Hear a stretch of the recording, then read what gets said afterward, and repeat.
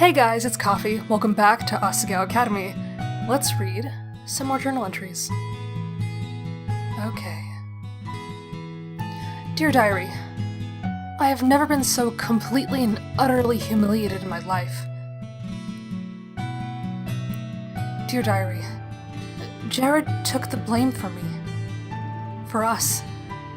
I can't imagine what he must be going through right now. Dear Diary, Jared took such a huge fall for me and Mai. He's the only reason I can afford to stay in school now. I feel like I owe him so much already.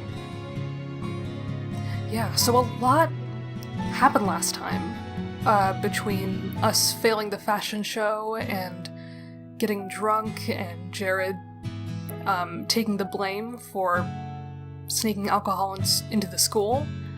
So yeah, I'm just really curious as to see what direction this is heading in, I guess, at the start of this new chapter. So, anyway, let's start chapter 4.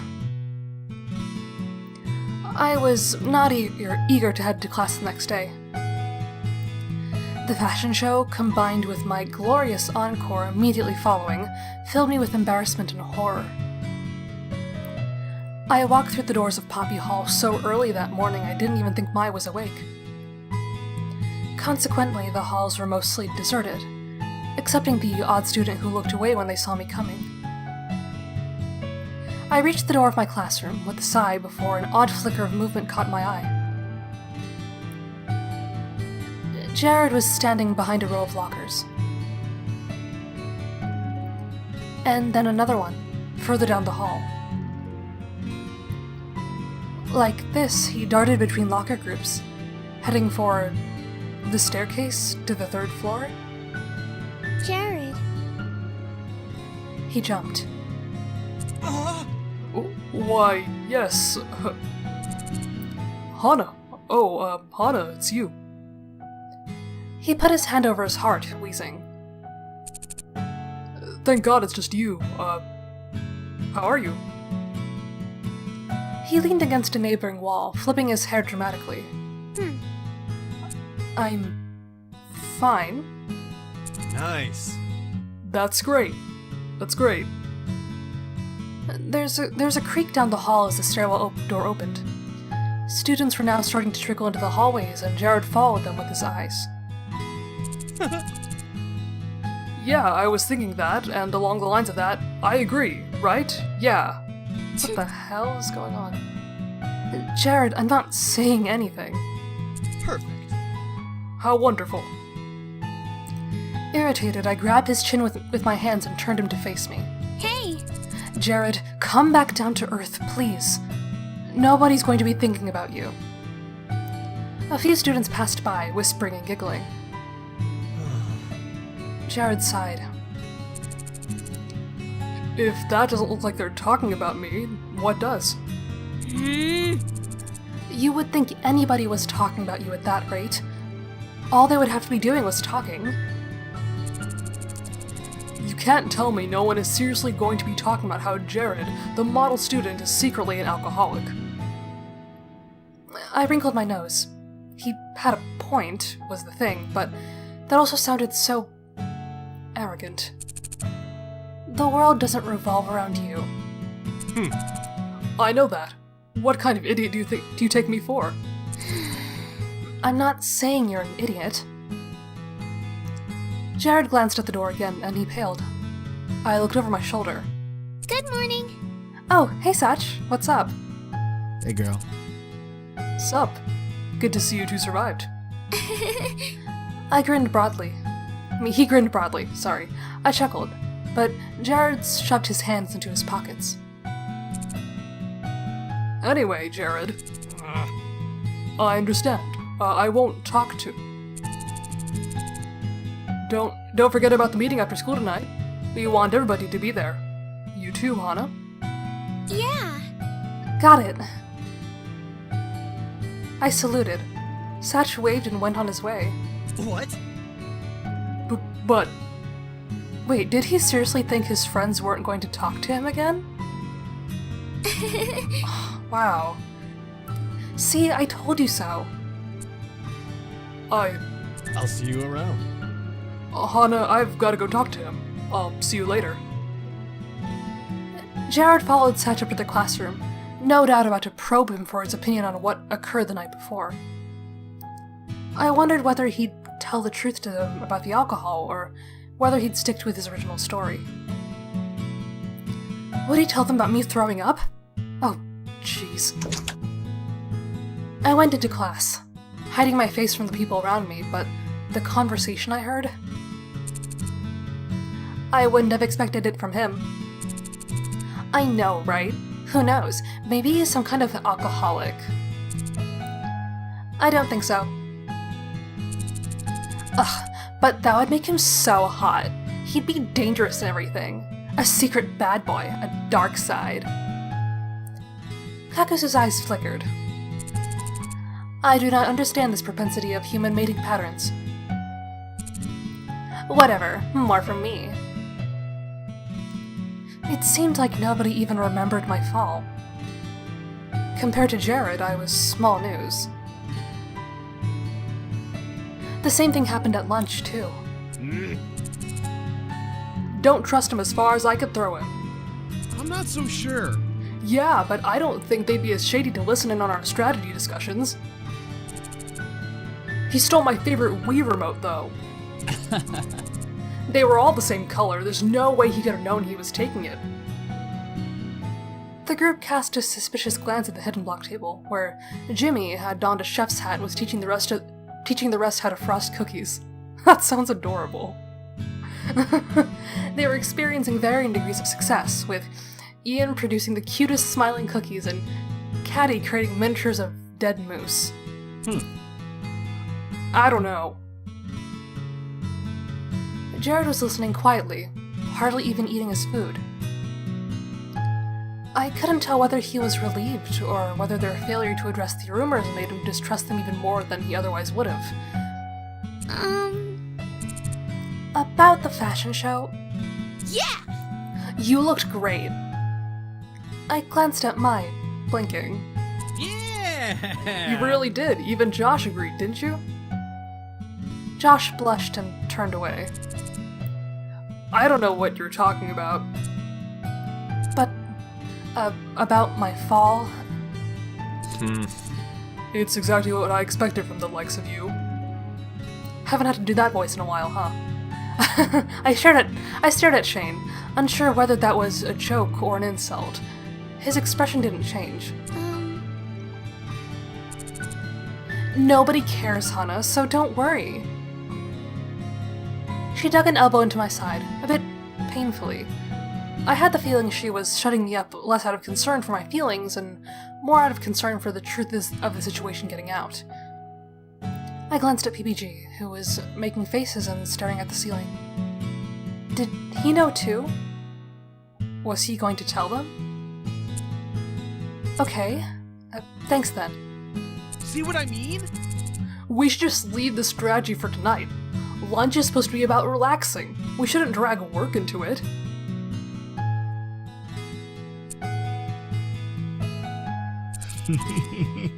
This is the wrong group of people to be saying that to. Oh, yeah. As we finished eating and dispersed into campus, I dawdled behind the others to catch up with Jared. He was walking like a zombie, holding his head as if unsure that this reality existed. Hey! Feeling better yet? I just don't get it. Why doesn't anybody hate me? Nobody cares about whether you snuck alcohol in. At least nobody in the Normal Boots Club cares. They're your friends. It's not like you killed a person. They probably don't want to talk about it unless you bring it up. Friends? Yeah. I patted him on the shoulders. Don't worry. You'll figure out how friendship works eventually. As I rubbed his shoulders, I heard someone approaching from behind. We turned around. Paul! What's up? Wow, haven't seen him in a while either. Hey guys. I don't really know how to go about saying this. He scratched the back of his head, staring at Jared's left knee. Well...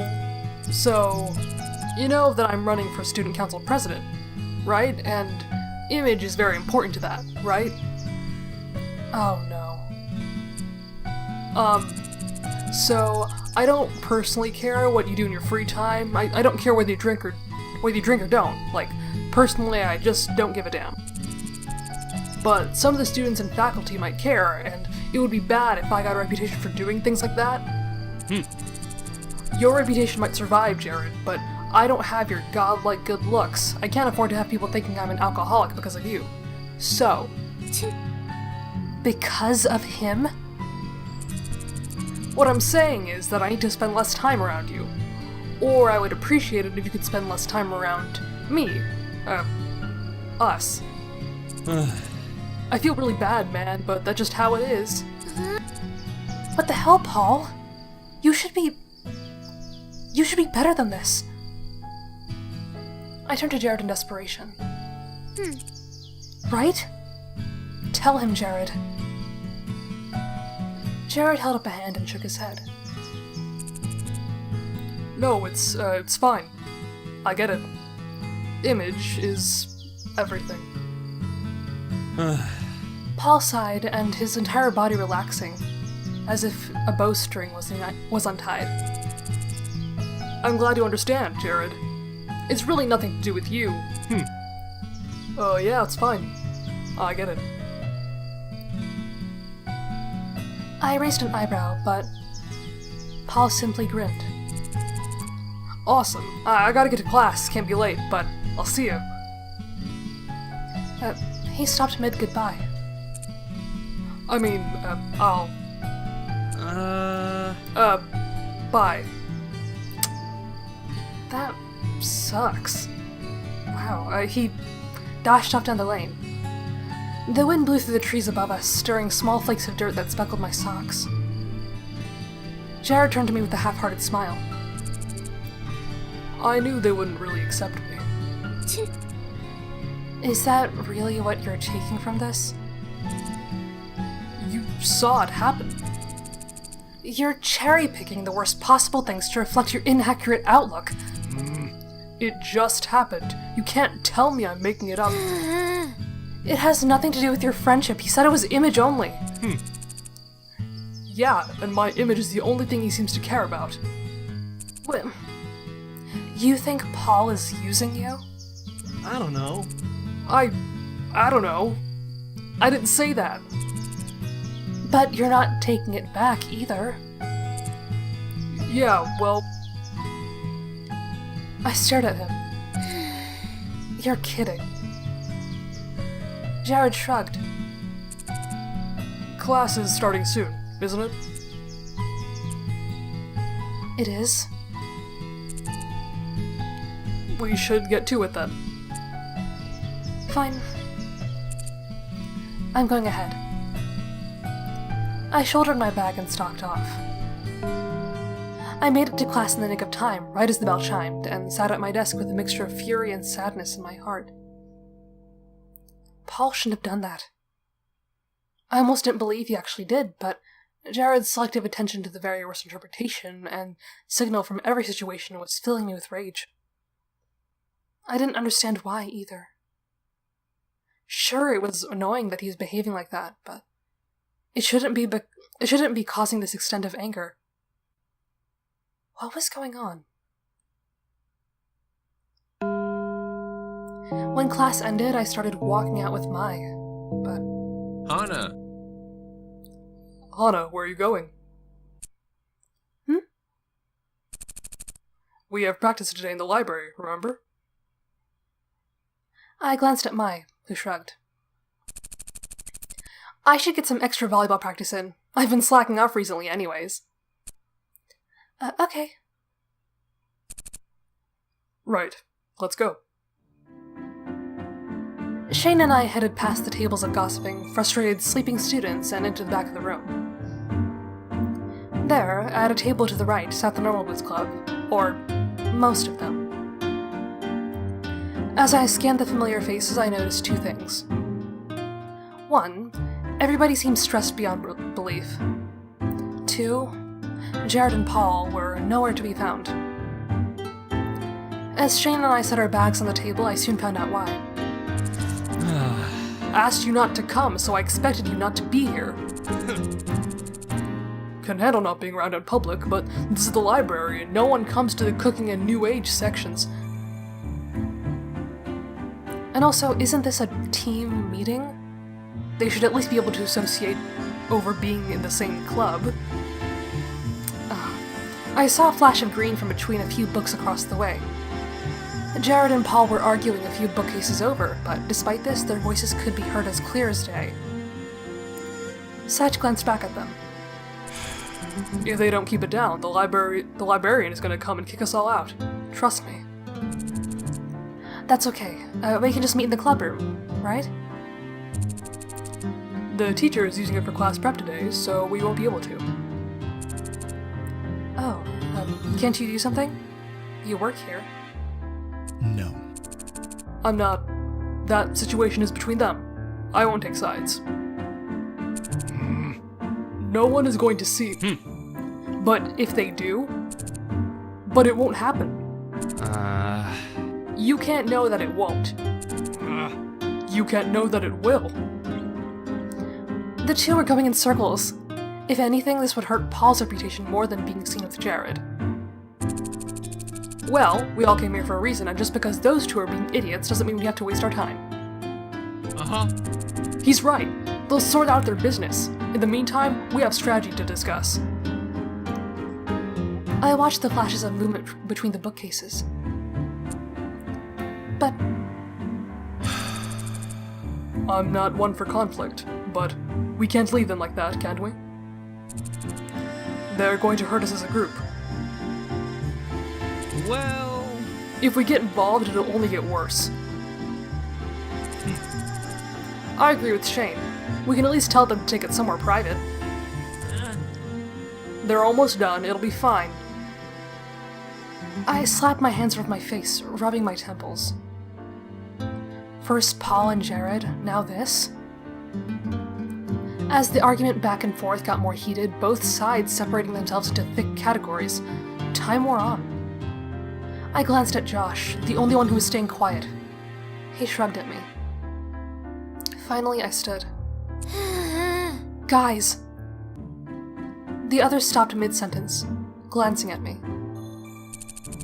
Just for today, can we please get on with things? I'll go tell them. Either they join us in whatever capacity, or they can both miss this meeting. But...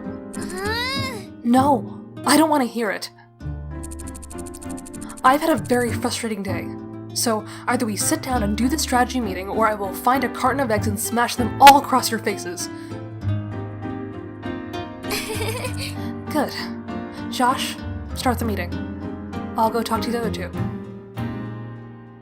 I wove my way between the bookcases, hearing the slow talk of strategy and business startup behind me. As I approached Jared and Paul, their voices became quieter and more urgent. They must have seen me coming, because by the time I got to their bookcase, they were standing in silence, looking at the books on either side of them. Guys, are you ready to join us? They exchanged looks. Jared cocked an eyebrow. Paul threw up his hands. Jared shrugged. Fine. Yeah, we're ready. He pointed to Jared and muttered something quietly to him. Whatever it was, Jared must have expected it, as he only rolled his eyes. Then, please join us. Paul nodded and stepped past Jared, going towards the table. I waited for Jared by the bookcase end. So... I can stick around for today, basically. Oh, good. That's good, right? Jared shrugged. As we headed back to the table, I tried to make small talk, but Jared's jaw remained tightly clenched. As calmly as he seemed to be taking this, things were not well. And I couldn't tell whether he was still mad at me for our argument earlier that day, or whether he was angry at Paul. but for the moment, nothing I said to him seemed to stir a response.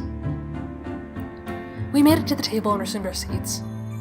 The boys were grouped into separate bunches, each offering their own ideas to others on other strategies. Despite having figured out a few ways to make my score better, multiplayer matches still got the best of me. I was a slow combo builder when I played against others that usually got their combos in before I could get mine fully into place. It would be extremely helpful to get a few ideas on how to make my speed faster. But Jared sat on the fringes of the group, arms crossed and deep in thought. He really looked like he could use someone to talk to, but I didn't know whether he wanted to hear from me. I wasn't even sure whether I was ready to talk to him. My boiling rage subsided, but the anger was still there. What should I do? Okay.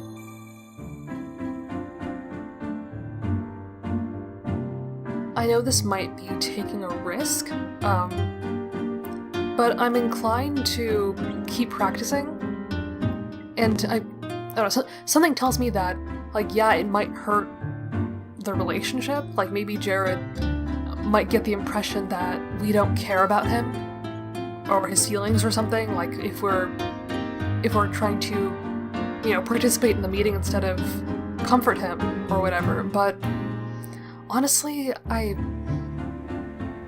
think he's being very unreasonable. And, like, yeah, I understand, like, how he's feeling, and I can see why he's hurt by what Paul said. I mean, what he said definitely wasn't right. But, I don't know, making a scene in the library, and also, like, what Hana said, cherry-picking, and trying to see all the ways that he's getting hurt, or all the ways that he could be hurt is... I don't know. And also, Hana said that she was still angry, and it probably wouldn't be productive to talk to him while we're still angry. So maybe if we practice now, we can have an opportunity later to talk. So yeah, I'm gonna take a chance. Shane? I raised a timid hand, and Shane came to my side. Yes? I've been having difficulty with this, so could you... A wry smile curled across his lips. I'm not surprised. I stared at him. Was he being mean, or was he actually teasing me? Don't worry. We'll get you shipshape in no time. I nodded quietly, darting a glance at Jared. He watched me and Shane, expression unchanging. Was he mad that I didn't go talk to him? Yep, that's exactly what I feared. Or was he just upset over what happened with Paul and I was being too self-conscious to see it? Didn't have much to do with me. In the end, Shane helped me settle on a strategy involving eliminating certain colored stones before others based on how many there were on the screen. When I practiced with him, and he was fairly good despite his insisting otherwise, my speed slowly got better and better until I was able to consistently beat him. He shook his head after our last match, grinning. Yeah. Fast learner. I beamed, something like pride tickling my spine. Thank you. But he's still got a lot to learn. There's only a few weeks left until the tournament. Don't forget. I saluted. I won't.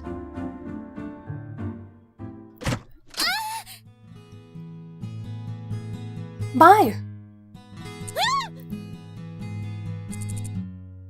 Good God, Hana, what is it? Oh, you're in uniform. Did practice just end? I literally just set down my bag and I was about to take a shower. We've got a game in a few weekends and things are... She stopped, squinting at me. Hey, what's up? Hey, you okay? You seem really tense. No!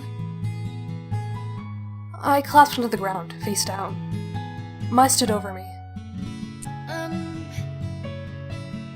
I began to roll across the carpet, like a tiny mobile sausage. Mai, I hate everything.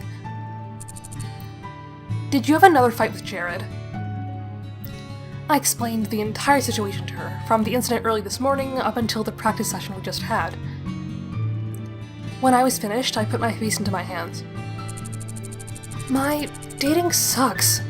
It's really complicated. I have no idea what's right and what's wrong, what I should or shouldn't do, whether I was overreacting, and I don't want to be crazy. I don't want to be, like, in an unhealthy relationship. I mean, is that what this is?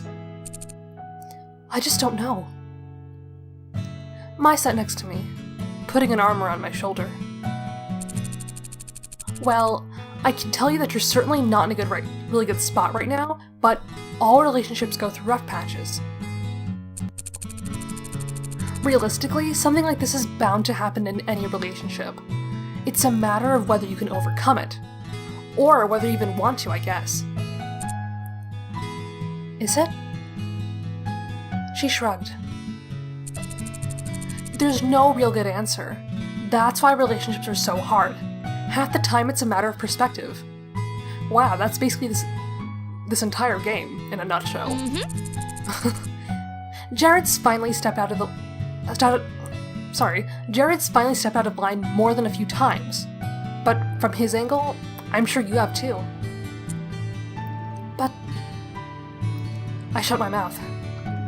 As much as I would like to pretend it was only Jared doing things wrong, maybe I had done things wrong too. But was that just me being a doormat? I didn't want to lie down and take rude behavior, or should I, because people make mistakes and mess up and take their anger out on others all the time? What was permissible and what wasn't? My head hurts. Look, what it comes down to is, I guess, do you still even want to date Jared? Of course, No. No, Hana, really think about it. Just because you like someone doesn't mean you have to date them. My mom used to say that all the time. Oh, I can't help it, I love him. As if that were a good enough reason to take any behavior. If you ask me, it was an excuse. A reason for her not to take the hard road. You don't owe Jared anything. Not as his girlfriend and not as a human being. So it's a matter of your happiness. So if it's a matter of your happiness, you should think about not his. I'm sure Jared wouldn't want you to date him if you were just doing it to make him happy either. Do you feel like he likes you sincerely? Jared had said and done a lot of things for me. Sometimes it felt like his words meant nothing. All the pretty poetry he spouted at me about my beauty and immortal goodness or whatever meant nothing. They were as worthless as raindrops in Seattle. But there were times where Jared seemed sincere. You look beautiful. You were scared, but you weren't hiding. You were afraid of people you met and what they would think of you, but you didn't think to fake your feelings. You have always been, from the first moment I met you, genuine. You are a brave person, Hana. And I'm terrified that if someone finds out that I'm not perfect, they'll just give up on me. I did it. I'm sorry. Yeah. He does. I'm sure of it. Then I guess the only other question is, do you care for him? And do you think it's worth it to try to get through this?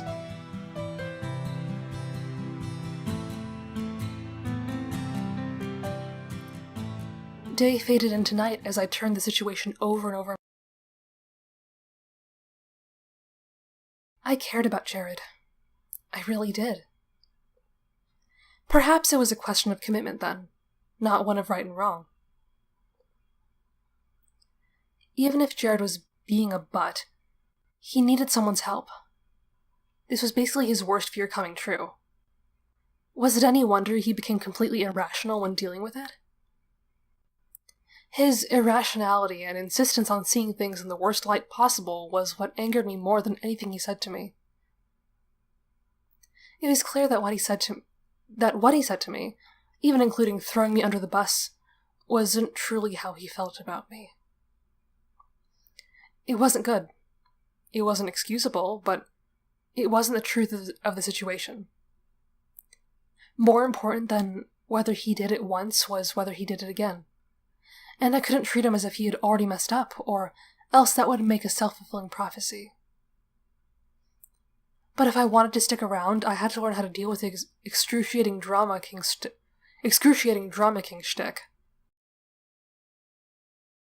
Why did that bother me so much anyways? I stared up at the top rungs of my bed, running my feet across the bars holding Mai's bed up. It was just... I hated that line of thinking. I hated it so much. I hated it because... My eyes widened. It reminded me of myself.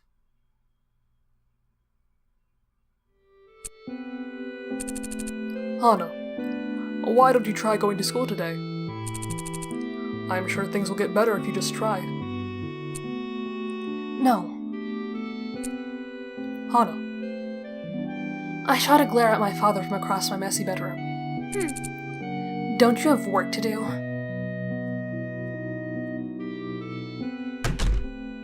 He shut the door. Disappointment etched across his face. I listened to his footsteps descending the stairs, heart heavy. I hated myself like this. I hated the world like this. Today marked the start of the 7th week I skipped school. I turned over in my bed, still in my PJs, and rubbed the sketch pad in front of me. It wasn't like there was any point in trying. If I came back, they would laugh, they would jeer, maybe they'd drag me off again and it would start all over. Nobody who claimed to be my friend back then really was. None of them could be trusted, so what was the point? I pulled my blanket firmly up over my shoulders. No point.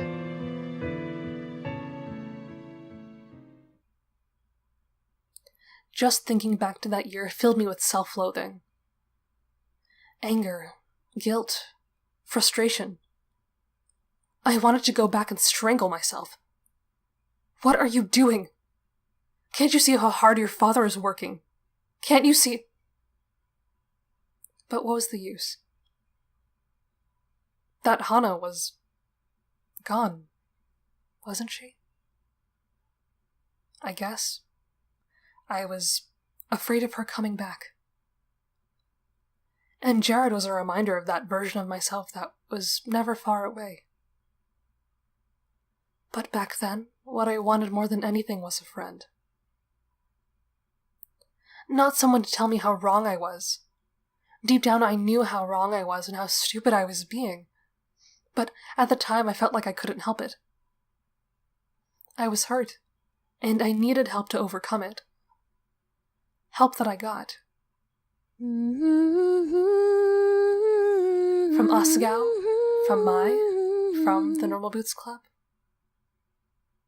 from my friends. Jared didn't seem to believe that the Normal Boots Club truly liked him. But despite that, he seemed to trust me. He told me exactly how Paul's behavior made him feel. To some extent, he trusted me. That meant there was still hope, and that if Jared needed help, I was the best person for the job. Maybe he was behaving like a baby, and maybe some people would think that was reason enough to discard him. He certainly was making my life harder. That was the honest truth. But when I thought about the Jared that I liked, I knew he was worth it. I nodded to myself. Perhaps I overreacted. Yes, he was being frustratingly pessimistic, but I got angry at him for my own reasons. I felt bad. So I knew what I needed to do. I would apologize. Okay, so I think I'm going to leave the apology, I guess, to the next episode. This is a good place to stop.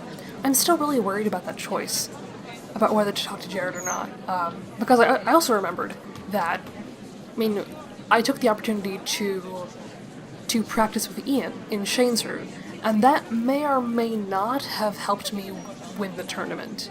And I was thinking that there's not a whole lot of emphasis on winning the tournament and practicing the game in this route, so maybe it was good that I took that opportunity, but at the same time, I couldn't tell if that whole scene with Mai just now was a warning, that maybe that the choices I've been making so far were not ideal, that maybe I was heading in a bad direction, so yeah, that kind of worries me.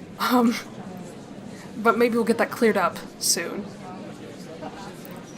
Anyway, thanks for watching, and I'll see you in the next one.